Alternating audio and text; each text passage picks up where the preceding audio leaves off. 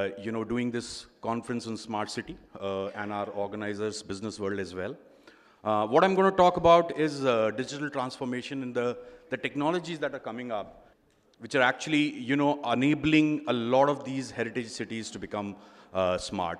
And I think since morning we have heard the Honorable Minister and so many other dignitaries talking about the fact, and Mr. Reddy just now, talking about the fact that as we try and transform these cities and make them more citizen-centric, more citizen-friendly and smart, the basic element is that the heritage and the complex character of the city should not get lost.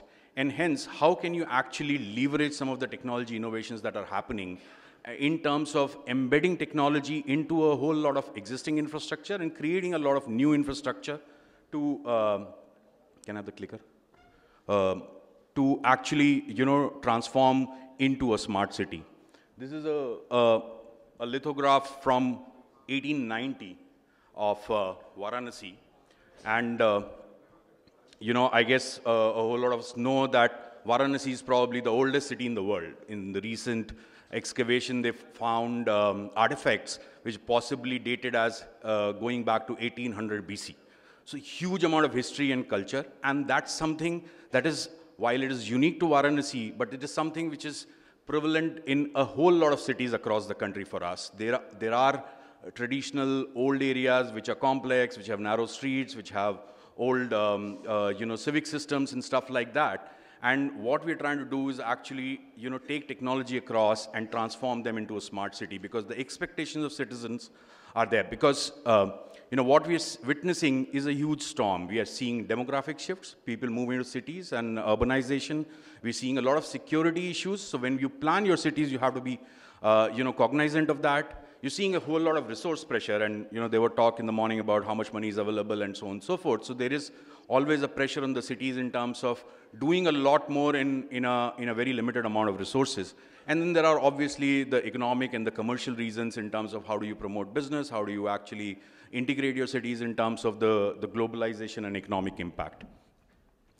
And this is possibly the vision that people take across. And you see the two maps, don't go by accuracy, but Varanasi in 1914 and Varanasi in 2031.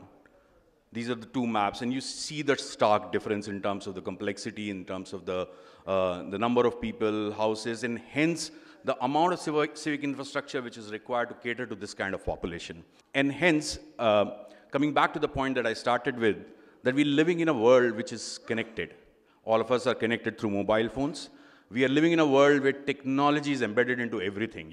A whole lot of us wear wearable IoT devices. We're connected on a mobile, WhatsApp. We're talking about IoT, which is going to be all pervasive, where, you will have smart bins, you will have smart lighting, you will have smart meters, you'll have possibly a smart TV, fridge, and all that stuff at your home, and where everything will be understood, because there will be so much amount of data which will be created. And this data can be further utilized in terms of actionable insights. It can be utilized, it has to be harnessed. And these technologies are creating a huge amount of opportunity for innovation. That is an opportunity that this digital transformation is creating for us. There are arenas which were till now not possibly thinkable, because you did not have those kind of technology, but you have now a largest car company which does not own any car. It is the largest taxi company. So it is just enabled through a technology platform that it is actually hooking together the guy who wants to use the cab service for point A to point B, and the person who's driving the cab who actually wants to earn his living through. So there are several more such examples. And these are some of the examples of the digital disruptions which are happening around us. We're going to talk about IoT, especially in the context of smart city. We're talking about cognitive systems, artificial intelligence, machine learning, where you're able to actually harness the data which is generated by these millions of devices which will get embedded across the city fabric, embedded in the manufacturing setup, embedded in the telecom environment, and so on and so forth, and get the analytics out of that, and huge amount of machine learning. And one of the biggest examples is, for example, surveillance, where you have machine learning, where your camera video feed can actually identify if an action is threatening or not, and accordingly prompt a trigger somewhere else. there is a huge amount of software fabric. We are seeing a revolutionized interface. All the mobile interface that we see, apps. Nobody possibly goes to many of the websites now because you actually go and access those on apps. We're talking about materialization of demand, which is 3D printing and such technologies which can help you create complex objects in a very short period of time. And above all, we're looking at cybersecurity and privacy concerns, which are very, very prevalent. So these kind of computing paradigms, these kind of shifts are what is, one hand, disrupting a lot of existing industries and existing businesses, but they're also providing an opportunity, and especially in the context of smart cities, to leverage all of these technologies to bring up and handle some of these challenges that we see while we are trying to create a next generation city.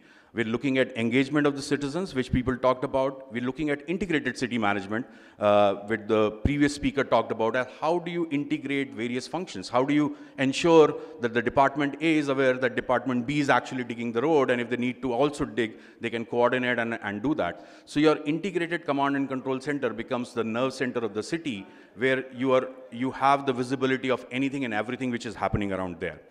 And there is huge amount of data which is coming in. There is intelligent information, and you need to handle that and have precise monitoring around that.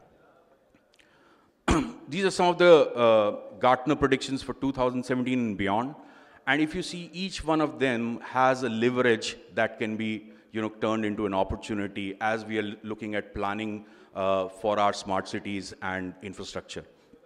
So, we're talking about customers will be shopping in augmented realities, people who will use IoTs and so on and so forth. When we're looking at marrying all these technology shifts to the priorities of the smart cities, some of them we try to capture here. We're talking about inclusive cities, efficiency of administration, effectiveness of governance. We're talking about trade orientation in terms of businesses can flourish. You have a huge opportunity to collaborate and ensure that these plans that you make are sustainable. And there is a huge amount of insight and evidence-based decisions. So you have a whole lot of data which is mined to actually ensure that you are able to take evidence-based decisions and plan accordingly. So this is our vision in terms of how do you actually plan for a citizen-centric and outcome-driven approach. Once again, we're talking about transformation, which is fueled by data and a whole lot of insights. And we're talking about innovation, which is driven by the amount of data that you can democratize now, that is available to you, analytics, and the new business models which are coming up, where you can actually capitalize and monetize on this data as you go forward. So you have to be connected, you have to be new economy ready, and you have to ensure quality of life. And one of the aspects of quality of life is, of course, from a citizen's perspective, safe city, food, water, and some of these things, were stressed enough during the session in the morning. And we are seeing already examples in some of them, the previous speaker talked about, but how, the ghats have been transformed from what they were into a wonderful place and wonderful experience for the tourists as well as the citizens. So, and hence, the digital transformation is something which is multi-layered. You have a whole set of business drivers from a city perspective. There are outcomes, and then there are multitude of solutions which need to be integrated and managed. And all these solutions have embedded transformational technologies in that, and that enable you to actually go back to those business drivers and see how you're going to achieve those. And this is where a city platform comes in, where we're talking about a transformation platform where you can start at a small scale, but have a vision which will actually take you to that Varanasi of 2031 in terms, or any other city for that matter, in terms of actually being able to scale 100x. Maybe you're going to start with a few hundred bins for solid waste management, but the point is that it's going to turn into a few thousand and possibly a few million devices which are going to get connected. And hence the platform that you envision from a command and control center has to be able to take and scale and give you the resilience to be able to handle that amount of data, that amount of complexity, that amount of interplay between agencies as well as applications. Because if and it's a very simple example, if it's going to rain for today and that's the environmental sensor is predicting that, then you got to trigger your waste collection a lot faster, because the minute it starts raining, you have a possibility that the solid waste will start to rot and smell and stuff. So you have triggers from one side of the applications, you have triggers from the other side of the sensors, and you got to ensure that there is action taken by the other set of department which is getting impacted by those triggers. And this is a future city platform architecture. This is from Dubai. But we're talking about an infrastructure layer which is very solid. You're talking about a city IoT architecture. You're talking about city data source. And you're talking about an ICT infrastructure which is fundamentally solid. And at the top layer, from an administration perspective, from a management perspective, it gives you a city dashboard. It gives you personalized dashboards for different departments. It also gives you a whole lot of access or connects to government big data applications for various planning and provisioning purposes. It gives you connect to a whole lot of interlinked government applications, in terms of whether it is payment of your house tax, or linking the fact whether the road is right and the road tax has been paid, and so on and so forth. And eventually leading to a unified control center. But you have to be mindful of the fact that there has to be a very strong security layer which is encompassing all these application services and the data orchestration layer right up from the infrastructure, to ensure that the delivery is secure, the privacy and those concerns and the government data concerns are taken care of. Multitude of facets where this gets impacted, right from healthcare.